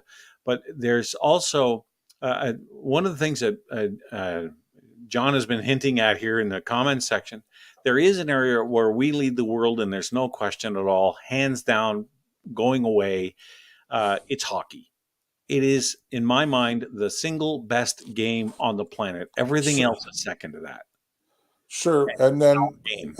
okay, but what are the great hockey films? Okay, Miracle Oh, on Ice, they're all garbage. Miracle on Ice, the Yeah, Mighty 1980, Ducks. U.S. beats the Russians for the Olympic gold. I know. Okay, so even then, but you know what? I have to tell you. Although there Okay, is I Black understand the hockey thing, but let's just for a second circle back to Holland. Um, where where are the Canadian producers, the Canadian filmmakers? Where are they? How come nobody has done a war picture depicting the events in Holland and the activities and the battles that Canadians fought as Canadians liberating Holland? It astonishes me that that's a story that we haven't told in our popular culture. Well, So I get, I know, I saw the movie Passchendaele. yes, that was It terrible. was an appallingly bad movie. Yes. Forget about it. I thought it was badly acted and badly produced, but the theme of it had nothing to do with Passchendaele. Of course. Okay, It was a love and story with a war in the middle of it. you know, it was an awful movie, and it didn't tell the story of Canadians, what Canadians did in the First World War, in the Great War, as it was known at that time. And Let's nobody today knows the story, really, of what Canadians did in the Netherlands in 1944 and 1945. And it's really tragic, because that's a story that needs to be told. And if you have to tell it, if you have to dramatize it, if you have to do a Band of Brothers type of series or just a single movie, for Pete's sake, do it. Is why are we taxpayers fund, either directly through grants or indirectly through tax credits, all kinds of Hollywood productions. Can't we fund a project like this? Of course we could. But there's two there to give Paul Gross his due. He blew Passchendaele completely out of the water. It was a disaster for a movie. There's only 10 minutes worth of it worth watching in the whole movie. And that's the battle between the trenches. But he did a fantastic job with Hyena Road about Afghanistan. That is probably one of the best Canadian movies I've ever seen. Now, it's not quite Hollywood, but boy, is it ever good. So I got to say, he's running 50-50. Okay, he's had 2 swings at the bat, and he knocked one out of the park and fouled off the other one, to use a baseball analogy. But you want to talk about a movie that needs to be made and could easily be done. HMCS Haida, her story during the war. Harry DeWolf. How many people even know who he is? You know, take those 2 years that he spent in the Channel, in the English Channel, fighting at night, the German coastal defenses, merchant convoys, German destroyers, the loss of the Athabascan. Everything you need for a world blockbuster movie is there. We even have the ship. It's still in Hamilton. We could, with CG and build in, blend in some archival footage and things like that. You could do that without, oh my God, the story. I actually approached the story, a writer in Ottawa, Nathan. I forget what his name. He's just don't worry about his name. Yeah. Anyway, I approached him about doing a script for the movie. And we decided that, this sounds like a good idea, but we didn't have the $50,000 we needed to get it to the next phase. So it died on the plate. But there's and by no means is this the end of the list.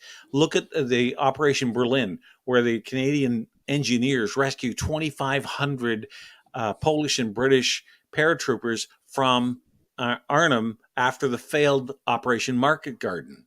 Nobody even knows that happened. And yet one guy rescued over 150 troops, 16 at a time, going back and forth the Rhine River, being shot at the whole time. I mean, it's an incredible story. And I think, looking at the clock, it's time that we take a break. We'll be back with the last. We're in the home stretch, folks. So stay there. We'll be right back on the Nick and Joe Show right after this. We all know that climate change is real.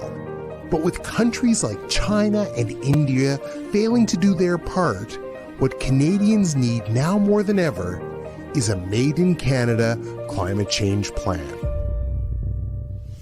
A real plan that responds to the real-world needs of Canadians.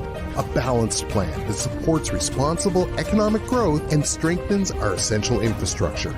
A responsible plan that protects our natural environment and ensures that all Canadians enjoy the blessings of clean air, clean land, and clean water for generations to come. It's time for Canadian politicians to show real leadership in the world, putting partisanship and ideology aside.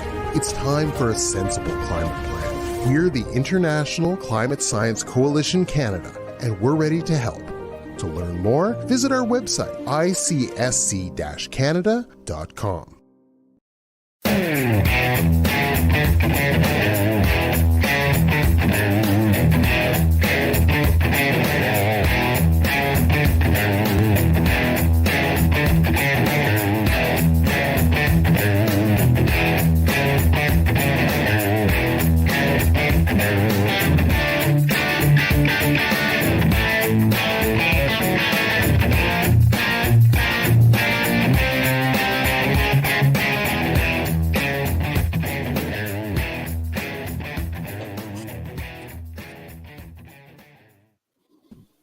All right, welcome back to the Nick and Joe Show, folks. Joseph, I was really enjoying that, but I think we need to get back to some current events because we could talk about that kind of stuff all night, and we'll probably talk about it again. But there's a story put out by Rebel News, and yes, they are a legitimate news media outlet, whether Trudeau likes them or not. Oh, speaking of which, did you hear he banned the word just inflation from the House of Commons? I mean, how ridiculous do you have to be to ban a word? If I was Pierre, I'd use it twice as often now. And, who cares what he thinks of it? Grow a spine, grow a skin. So anyway, I thought that was rather how typically childish of the Prime Minister to do that. Anyway, speaking of one of his policies, this comes to us from Rebel, like I said, Rebel News. Let's see. It's about this new nitrogen reduction plan.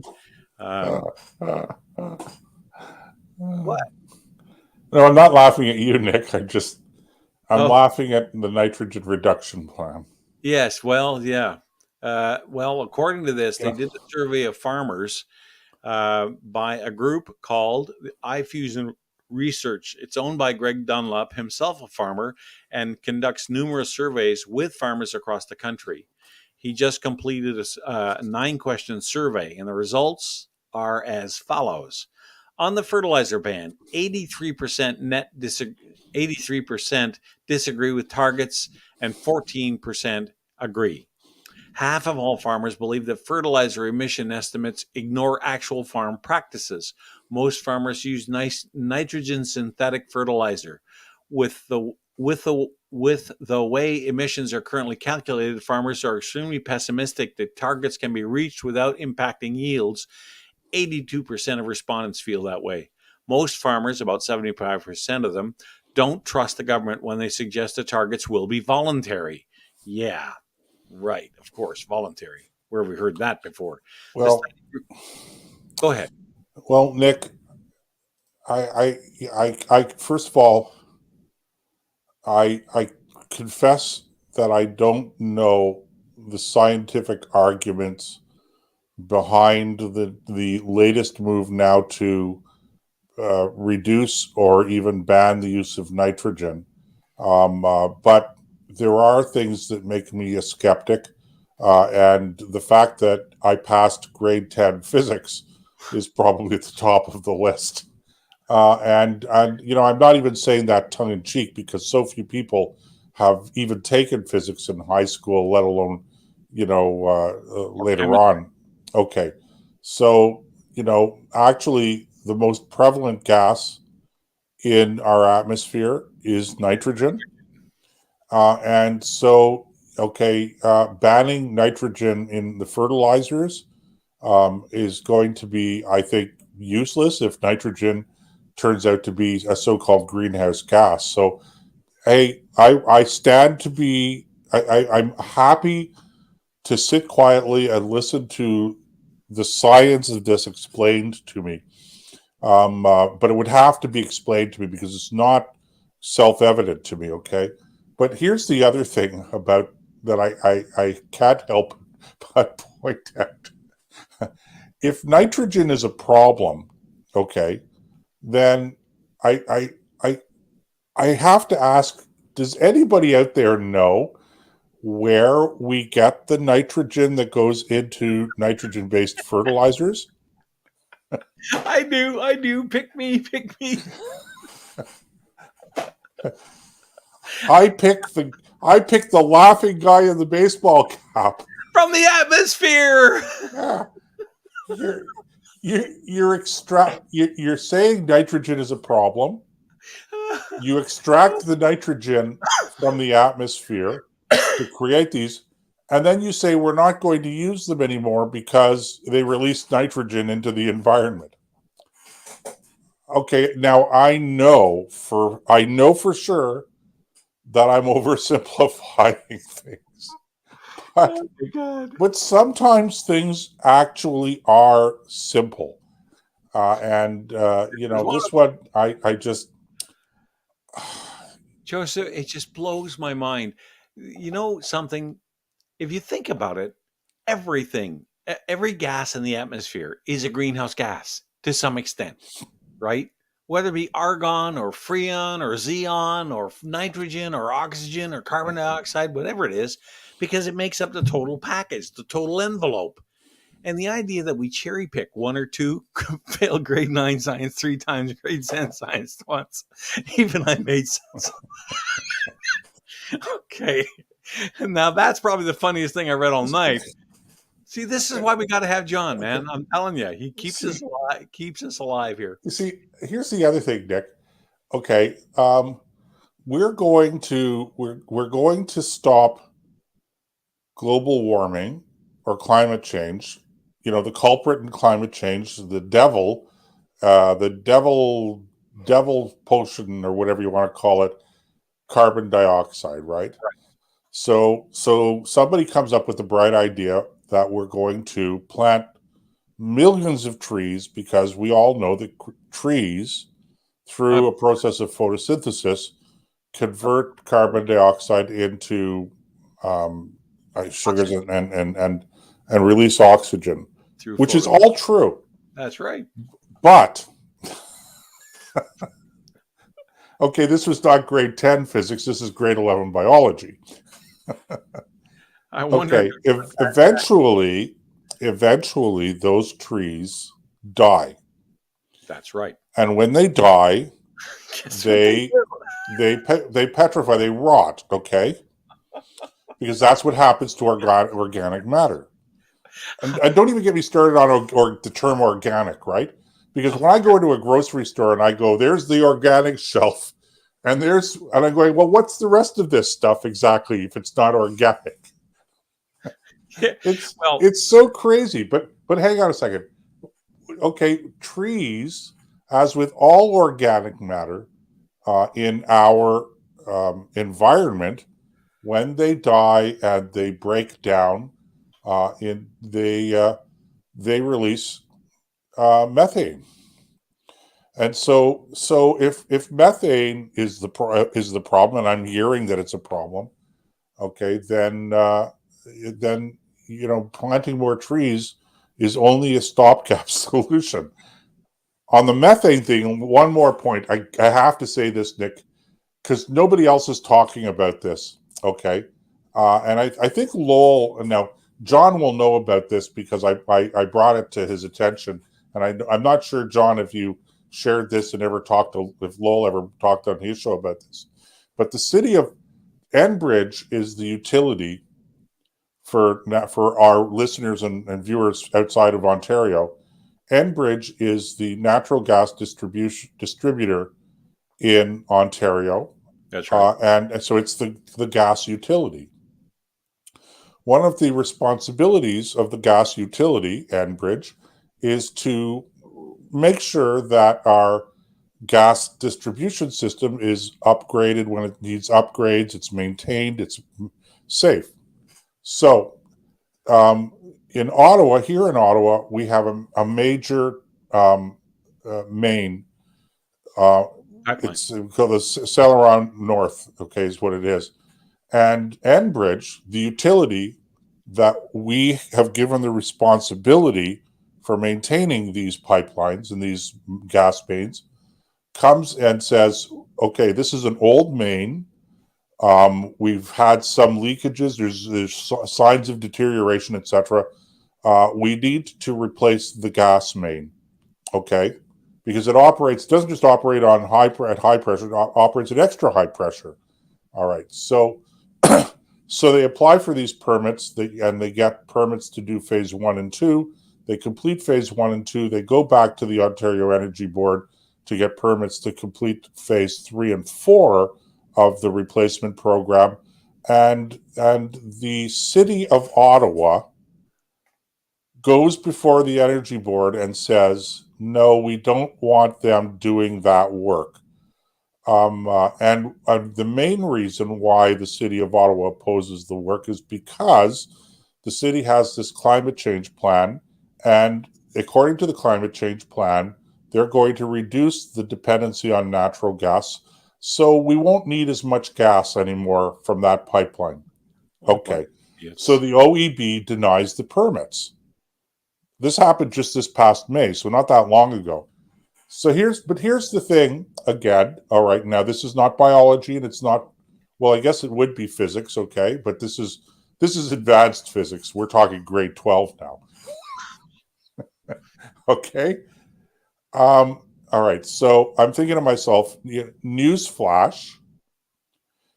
It doesn't matter if you reduce the gas usage in that pipeline 50%, 60, 70, 80, 90%. You still have the same pressure in the pipeline. That's right. The pressure doesn't change with the amount of gas that's being used. Think of it like running your shower if you live in an apartment building, okay? You don't have less shower. You don't have less shower pressure in the middle of the day when nobody's using their shower and the demand is low. It's asinine. I'm laughing at this, but it's a real safety concern. But I just want to pull my hair out, Nick. Does nobody know what's going on? Where are the city engineers on this? Well, you know what? I think a lot of it has to do, as far as the public is concerned, is they're so busy worried about the price of food and the price of gasoline and making ends meet and rising interest rates and all these other things. There's so many hours in a day. And when you ring the alarm bell, as often as it needs to be rung in our world today, they start to tune out and they don't pay attention to this stuff. That's how they get away with it. I get that. In fact, Margaret Thatcher used to say that the reason, her theory on why voter turnout was getting to be so low was precisely that, is that everything was political, so people were just tuning it out more and more. But Nick, we're paying people. We understand that we're not going to be able to make every decision on every issue, and we're not necessarily competent to be making these decisions all the time. So you have representatives that you're paying a lot of money to, and then you get these crazy decisions and policies that I just can't even find the words to describe it. You know, it's like we're going to stop extracting nitrogen from the atmosphere because we don't want nitrogen in the atmosphere. Well, we don't want to be putting nitrogen in the atmosphere. Yeah, right. I guess I don't know. I know I'm oversimplifying, but I know, but that's you're making a brilliant point. God's teeth, man! I can't take it anymore. It is kind of sad when you think about it, and I really do believe a lot of it is just voter burnout. It's not that they don't care; there's just so much to care about, unless it's a wallet. Like, look what's going on in the States. The Democrats are down there and they're howling about January 6th, and they're all upset about abortion and all this stuff. And the Republicans are paying attention to the things that the people in the States care about. They're worried about gas prices. They're worried about illegal immigration at the borders. You know, all the issues, the rising, the issues they have with supply chain issues.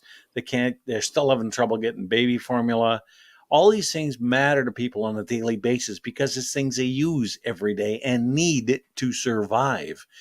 And I think what's going on, and certainly down there, is you got one group paying attention to these big nebulous issues that people love to talk about but don't actually affect them every day, versus the pocketbook issues. And here in Canada, there's so many of these issues that people have just said, I'm too busy trying to survive.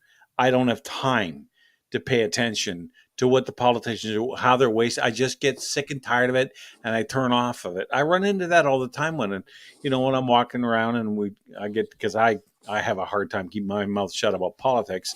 And before long, people just look at me and say, you know what? I just don't care. I just don't care. I have to put food on my table. I have to put gas in my tank. I got to go to work. And these guys just aren't getting it. They don't understand, or they don't care, which is I'm hearing more and more. They just don't care, which is why this nitrogen story is interesting, because obviously the Liberals have looked at this and said, there's no votes for us out there anyway, and it'll make us look good on the international stage, and we'll do it. And they never think about the consequences of doing that, like the rising cost of food, the scarcity of food, how many farmers this is going to put out of business or dramatically reduce their output. There's all kinds of problems with this. And that's what people are absolutely sick of. I don't know, Nick.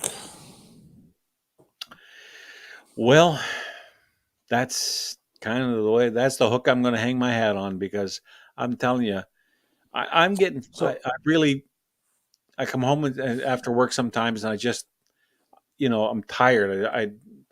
I care about these issues just because of who I am. I like a well-run government. I want a responsible government, and I'm willing to dive into and fight that fight. But most people, they don't have that kind of passion for it. They haven't been steeped in it the way you and I have. So I guess we're trying the service we provide is doing it for them and bringing what we feel are really important to their attention, because right now the mainstream media is not doing it. So I'm just looking at the clock, Nick, and I'm, there are a couple of things going on internationally that I don't know whether you had a chance to touch base about the Russian call up of reserves. Yes, I've seen that last week. Earlier in the show, somebody said something or other about Russia recruiting stations here in Canada. Yeah. Well, I don't know about here in Canada, but pretty soon you're going to have Russian recruiting stations in in Georgia and those places in south of Russia, with the number of people that are fleeing the country. It was just spellbinding when I was looking at some of the footage of people, lineups miles and miles long. And now what the Russians are doing is they're actually now deploying police at the border to keep people in. And it's some time since that used to have, that's the way it used to be in the old Soviet Union, right? Right. The Berlin Wall. Yeah. The border police were not to keep people out, to keep people in. Now, there was a story in the news this week that I thought was remarkable, and that was out of Italy, where they elected a conservative populist prime minister, a female. Now, I don't speak Italian, but I watched her speak, and they had it subtitled, and she was going after the World Economic Forum and the UN and all this other stuff, and saying, we've had it, we're done, we're not going to allow you to run. And the people in their thousands stood up and cheered. And obviously she had enough support to defeat the socialist that was in place before them. So you're beginning to see signs of pushback against this kind of thing across the country. And it all started here in January with that truckers convoy. How many people around the world began to say, hey, if they can do it, we can do it. And they started. And now this snowball, maybe it's not the same snowball, or it's not the same kind of snowball it was when it got started. You don't see truckers convoys anymore. But, there was the one in Holland. But you're seeing people standing up and saying, that's enough. We're done. We don't want to play this game anymore. We want to live our lives freely and allow ourselves the liberty to succeed or fail based on our strengths and weaknesses. We don't need you to help us with that. And then there was, I don't know if you've been following the apparent sabotage of the Nordstrom. Is it Nordstrom? Yeah, it's gas. north, something line, underwater methane line, or Natural gas. yeah, somebody blew it up. I think there were three leaks or three ruptures Yeah, you in see it. different places. Yeah, They're not small. I mean, they show video footage of this thing and this massive circle of bubbles on the surface. Or I'm trying to figure out who that helps. I don't know that it helps the Russians at all. You know, the first group, and by the way, you know, the working theory now, of course, is that whoever did it had to be state sponsored. Yep. And that only makes sense because, you know, you're talking about damaging or sabotaging pipelines quite deep under the water. That's not something you just throw on the scuba gear and down you go, right? Right. So so that's interesting, and so I've been trying to think of who benefits. Well, first of all, the Russians don't, because if you want to manipulate somebody through access to gas, which is in Russian interests, as we're coming into a winter, you just turn the taps off. You know, you don't blow up your method of doing that. Right. So you want their interest. You want to have a flow that you could turn off. Precisely. And not, you know, you don't blow it up. Right. Early indications are based on things that Biden has said and different senior members of his government, that if certain circumstances were met, that they would put an end to that pipeline. They didn't say how, but they said, trust us, that will not happen. We will not allow that to take place. And now, I'm sorry, run that by me again, Nick. I didn't quite understand. The administration in the White House right now has said in the past that if that pipeline were to be used as a weapon, they would blow it up, or they would blow it up. They would not allow that to happen. They would put an end to that pipeline. Now, why they would do that, I have no idea. Because you don't have, the Americans are not going to ship natural gas over to they're having their own energy problems. This doesn't help anybody. But the fingers are all beginning to curl around towards the White House. Now, really? Yeah, that's I'm not saying that's the truth, but I'm saying that's where the indications are. See, I would have thought, and this is all very speculative.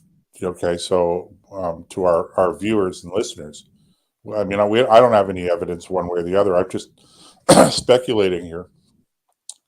But it occurs to me that the country that probably benefits the most from this potentially is Ukraine. Ukraine, to the extent that it removes the leverage that the Russians have. There's only one problem with that. I know what you're thinking. The problem is this: Ukraine does not have the technical ability to do that kind of a deep subversive act. You need submarines. You need as you pointed out earlier, this is state sponsored. It has to be, because nobody else has the ability to have those kinds of resources. Ukraine doesn't have them. So who did it on their behalf, if you're right? Isn't that an interesting question? I don't know. And on that, and like I said, I'm putting that caveat out there. I don't know either. But that's what people are beginning to say when you look at what has been said by this administration in the past. And if I'd known we were going here, I would have pulled some of those clips of Joe Biden and another of his senior officials talking about how they would put an end to that pipeline. They wouldn't say how, but they said, trust us, we will end it. And now you have this. Coincidence? Maybe. Who knows? But you don't have, first of all, there was no seismic activity. It's not like we had an earthquake that fractured the line. There was, it's not just one, but there's three. And they're right, close. and they're significantly apart. The distance separating the ruptures is significant. Yeah, it's not, you could swim to with swim fins on, but in a relatively small area, you've got three major explosions in a major fuel line, pipeline.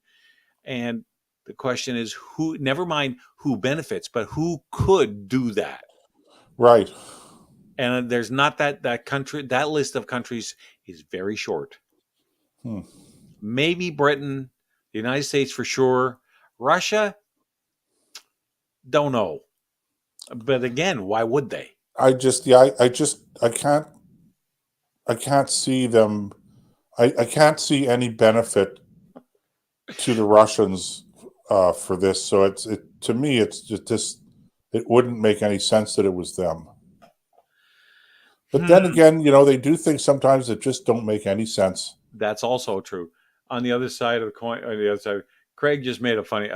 When I laughed, I was laughing at Craig's comment. He says a pipe bomb on the end of a fishing rod. I think it was a little deeper than that, Craig. But who knows? What do I know? I'm no explosive expert. Anyway, yeah, these are all huge. This is going to be a time when historians look back and they're going to spend decades trying to untangle it all, because this is not a clean, like, as much as World War II was horrific. I don't mean to say that it wasn't, but you pretty much knew who the bad guys were, and you pretty much knew who the good guys were, and you pretty much, could understand the logic behind what was going on. Not this time, not even close. There's too many shadows in the background. Well, Joseph, that has been 2 hours. We've done it again. Except I almost missed it because I wasn't getting the link. But yeah, well, we fixed that. That's fixed. The water under the bridge, history, who cares? You're here. That's all that matters. Yes, all sir. right. In that case, I will say good night for Joseph and myself. It's been a blast. I love the phone call, love the conversation. And you guys stay safe. We'll see you all when you're older. And in the meantime, ubicaritas ad amor, Dea CBS. Good evening. God bless. Don't let anything disturb your peace. And may you have a fair wind in the following sea.